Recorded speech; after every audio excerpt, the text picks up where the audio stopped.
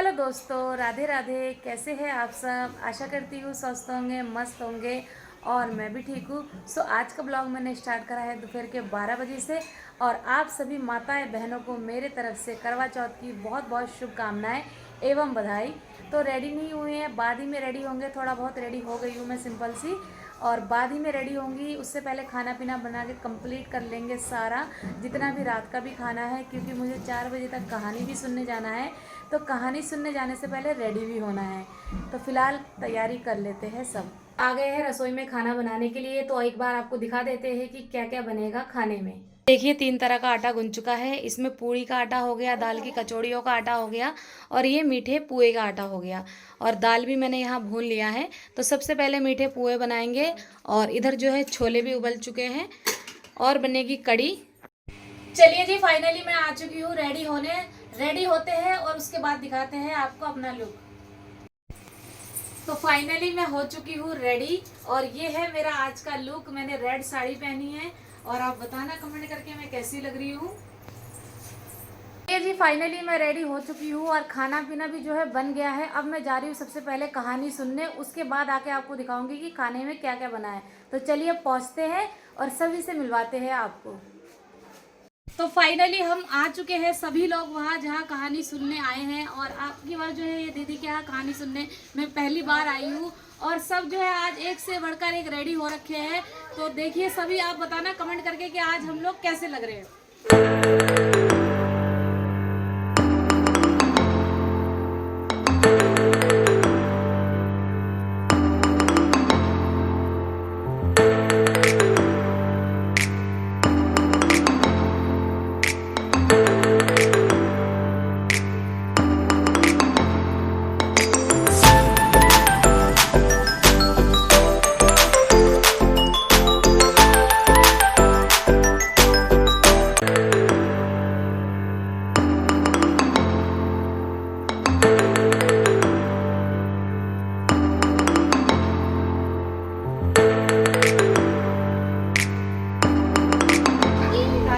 पक्ष की चतुर्थी तिथि को करवा चौथ का पर्व मनाया जाता है।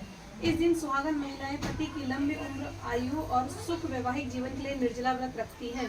करवा चौथ पर शिव पार्वती जी की पूजा के साथ चंद्रदेव को अर्घ्य देने के बाद व्रत खोला जाता है। विधि विधान से पूजा करने के साथ करवा चौथ की कथा पढ़ना लाभकारी माना जाता है।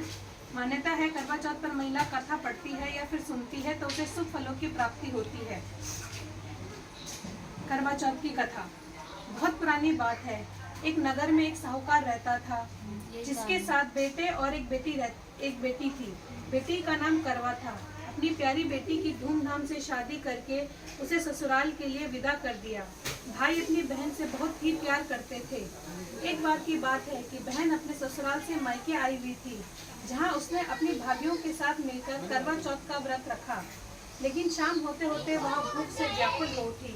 सभी भाई को उसकी ये हालत देखी नहीं गई, क्योंकि चंद्रमा निकलने पर अभी काफी समय था। उन्होंने अपनी बहन से पानी पीने के लिए कहा तो उसने कहा कि चांद निकलने के बाद ही वह खा पी सकती है। ऐसे में सभी भाई व्याकुल हो गए। ऐसे में सबसे छोटे भाई से रहा नहीं गया। उसने दूर पीपल के पेड़ पर एक दीपक जलाकर चलनी की ओट में रख दिया। दूर से देखने पर वह चांद जैसा प्रतीत हो रहा था। इसके बाद भाई अपनी बहन को बताता है कि देखो, चांद निकल आया है, तुम उसे अर्घ देकर भोजन कर सकती हो। बहन ने खुशी से चांद को देखा और अर्घ दे दिया। चांद को अर्घ देने के बाद जब वह खुशी खुशी खाना खाने बैठी तो जैसे ही पहला टुकड़ा मुंह में डालती है तो उसे 6 टुकड़ा डालते ही उसमें बाल निकल आता है। और तीसरा टुकड़ा मुंह में डालने की होती है कि उसे अपने पति की मृत्यु का समाचार मिलता है। ऐसे में वह काफी उदास होती है। तब उसकी भाभी उसे भाई द्वारा की गई हरकत की सच्चाई बताती है, उसके साथ ऐसा क्यों हुआ। करवा चौथ का व्रत गलत तरीके से टूटने के कारण देवता उससे नाराज हो गए हैं और उससे ऐसा किया।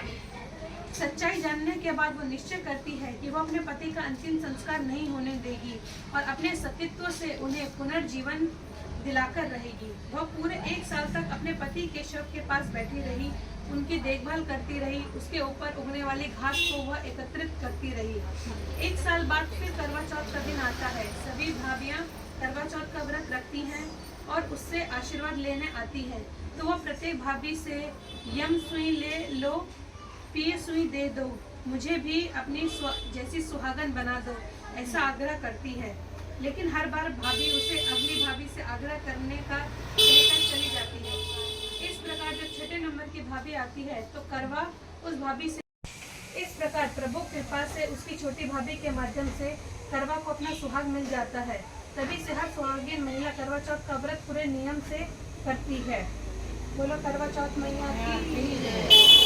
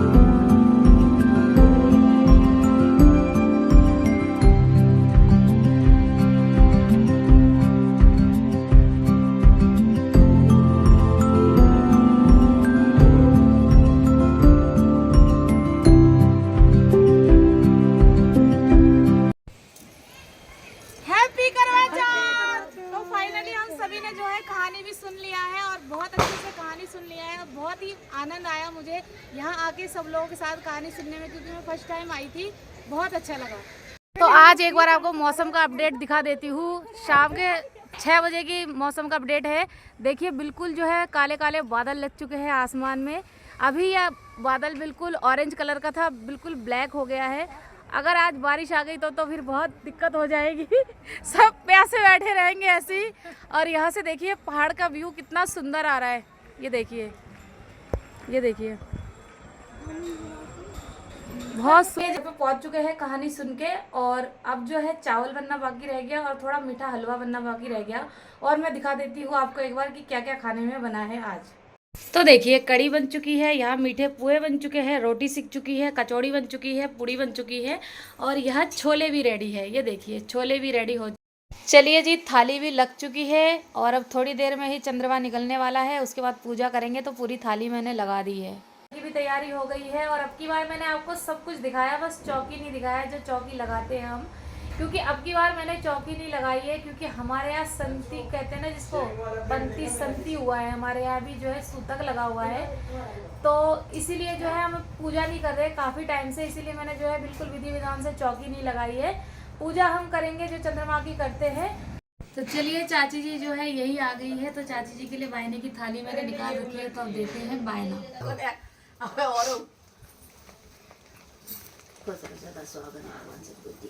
चलिए जी, फाइनली चांद निकल चुका है। देखिए कितना सुंदर लग रहा है आज चांद।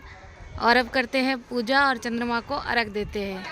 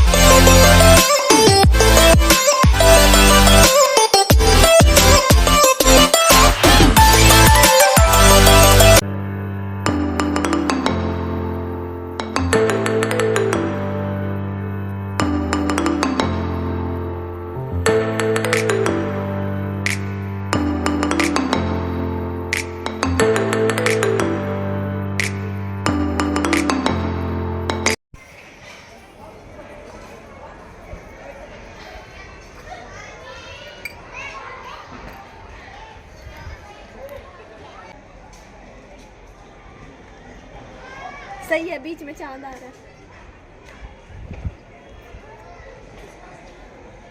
बस क्या खिला पहले परसों? हलवा। इसमें मैंने चम्मच भी दे रखी है।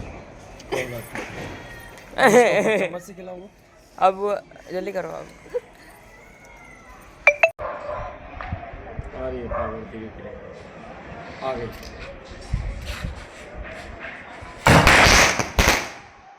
जो है चंद्रमा को अर्घ दे दिया था और खाना पीना भी खा लिया है, कपड़े वगैरह चेंज हो गए हैं क्योंकि आज जो है 9 बजे करीब चंद्रमा निकला था। और अर्घ देने के बाद पानी वगैरह पीने के बाद फिर खाना पीना जो है हस्बैंड जी को दिया और काफ़ी लेट हो गया था, इसलिए हम गंगा जी नहीं गए। तो चलिए आज के ब्लॉग को ही एंड करते हैं। अगर आज का ब्लॉग आपको अच्छा लगे उसे लाइक करें, कमेंट करें। मैं मिलती हूँ एक नई वीडियो में, तब तक के लिए नमस्कार, राधे राधे।